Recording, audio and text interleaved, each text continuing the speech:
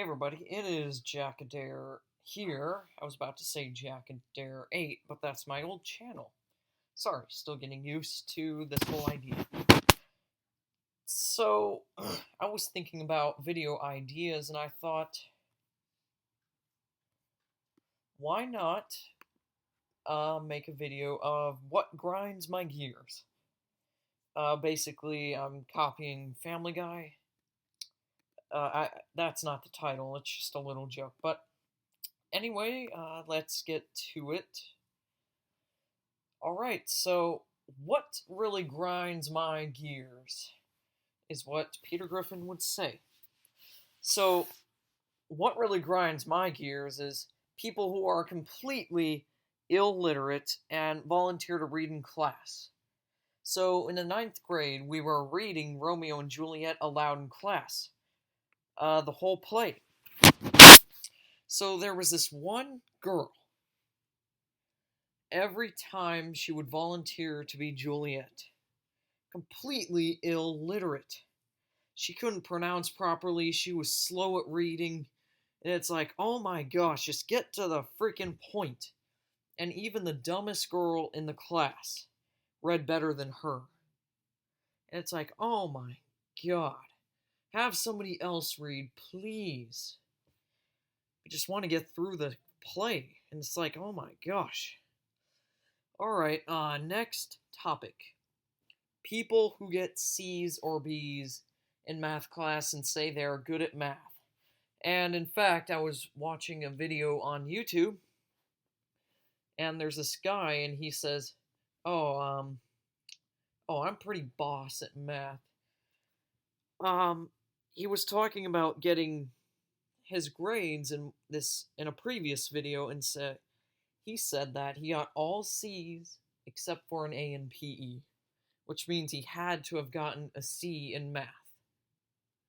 And this happened on multiple occasions. And anybody who says they're boss at math is not really good at math. Who says they're boss at math? No intelligent math genius person would say they're boss at math. Anyways, it just bothers me. In fact, I'm a year ahead in math. I could even be 2 years ahead, but no, I don't want to worry about that. I don't want to do summer school yet. So I'm a year ahead in math. In ninth grade, I took Algebra 2. And in 10th grade, I will be taking trigonometry, pre-calculus. And I get A's and sometimes B's in that class. But when I say B's, I mean B minuses. In fact, I should put that... I don't really care about how I write that. So, anyways, that's my whole point. And, well, you know what really grinds my gears? Teachers that only teach auditorily. And I don't even know if auditorily is a word. I couldn't find a better thing. Because in the dictionary, it says auditorily is not a word.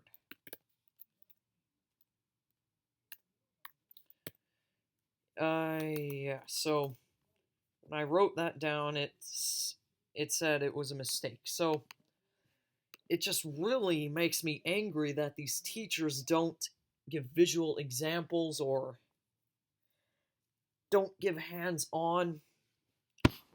It's just horrific. I'm not an auditory learner. I'm a visual learner and I'm a visual learner and a freaking hands-on learner, but my memory isn't too good. I will admit to that. Especially when it's all just memorization. It will not stick with me if we just take notes and don't get visual examples or hands-on examples. It just makes me angry, especially if it's biology, because in the ninth grade, I had this terrible, and I cannot emphasize this more, terrible teacher that would just read out notes, word by word. And here's the thing. She would have us print out these note packets. And these packets were, they were closed notes. They were closed notes and we had to fill in these blanks. She would read from a paper, word by word, and we'd have to fill in the blank. That was the whole class. I had to spend 2 hours in the class doing that. Boring, not retaining the information. And here's the funny thing, too. You had to do a lot of studying just to memorize that. And this teacher had, she had tenure. She was an old teacher, and I do not mean that in a bad way. She was not young. She was old. And it was like she was just teaching for the money. She had no motivation to do the job, and I think she just wanted to get paid. Well, yeah, anyway, so she wanted us to take tests, and we essentially had to regurgitate it word by word. She was just a terrible teacher. Well, yeah, teachers that only teach auditorily, if that's even a word, hate them. Will never. That was my worst year of science ever. And I said in a previous video that I am a science freak, which I now hate biology. There we go. You know what else really grinds my gears? Liberals. I'm not going to get into a whole debate about it, but like it says right here, I dare not say more. Potheads. Destroying your life, breaking the law, getting arrested, going to jail. Not worth it. It makes you lazy, won't get hired. It's not a good thing to smoke marijuana, I'll tell you that right now. There are so many at my school, it's unbelievable. And a lot of these kids are rich kids. I live in a sort of, what's the word I'm looking for? Wealthy neighborhood. I was looking for another one. Yeah, so a lot of potheads at my school. Unbelievable. They're bad at, I dare not say more, like I said previously. You know what else really grinds my gears? You know what, I'll stop saying that, but people who make a big deal about a celebrity becoming pregnant, or just make a big deal about a small life choice. Why don't, it's stupid. They're just regular people who have a lot more status in the world. You don't need to make a big deal about it. And I'm talking to you, TMZ. God. So, yeah. And, in fact, I think I have one up on a Facebook page. TMZ. Let's see.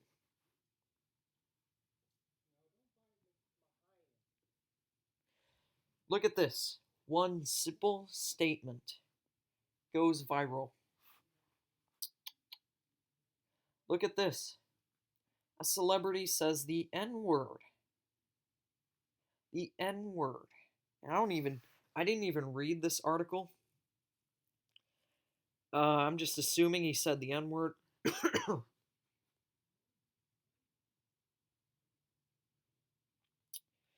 Well, yeah, so many people say that word. You don't need to do this. And I'm not a racist or anything, but you don't need to make a big deal about it. It's just a person with more status, okay? You don't need to make a big deal about it. A lot of people say it, which we should be making a big deal about it, but this is just an example of what people do. So we should be making a big deal about it, but this is just one example as to how they make a big deal about celebrities doing simple, stupid things, but they don't do that for regular people, and it may not just be even this. It could be a good thing. Good, small thing, whatever you want to say. So, the last thing that really grinds my gears, and I said I wouldn't say that anymore, but here we go. People who think knowledge is intelligence. Knowledge is intelligence. For many, many years, schools have been implying that, and I can't emphasize that anymore, many, many years. Schools have been implying that. But thankfully, you've got this whole Common Core system. They're wanting you to apply, they want you to apply your skills. Apply the skills you had learned in school and all of that. So, here's another thing. If you look at an IQ test, just any IQ test, some of it involves knowledge, but you have to apply that knowledge to get the question right or correct. Here's an example.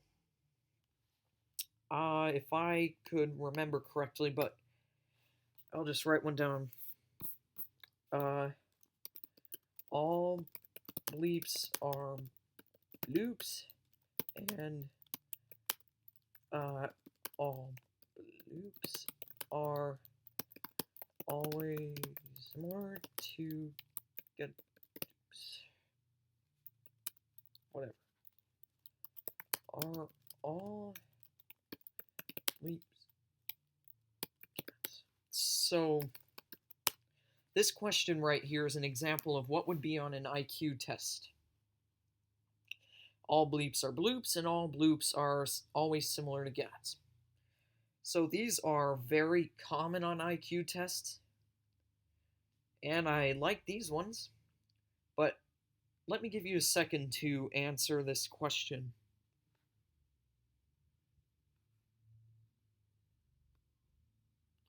Yeah, it's pretty easy and all, but the answer is no. No, they're not. The key words are, well, the key word is similar. All bleeps are bloops, and all bloops are always similar to gats. Similar does not mean they are gats. So, no, they're not. All bleeps are not gats. Let's just put it this way, not all bleeps are gats. So that was it. So this is it for this video. Let's see how long I've been recording. Thank you for watching, and I hope you've enjoyed this video. I just thought I should make this video, and I just needed to let out all this emotion because this stuff angers me.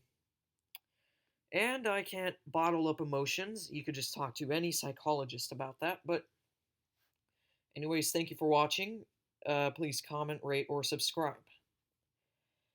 I am Jack Adair, and thank you.